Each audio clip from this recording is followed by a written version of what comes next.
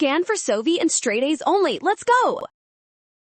Derivative time! This one is quick if you spot the pattern, because sine to the fourth means a power wrapped around a trig function.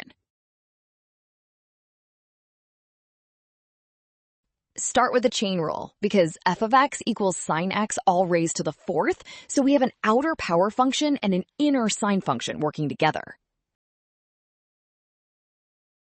Differentiate the outer part first. If u equals sine x, then u to the fourth becomes 4u cubed, and we still multiply by the derivative of sine x. Now, replace u with sine x and use d by dx of sine x equals cosine x, giving 4 sine cubed x cosine x.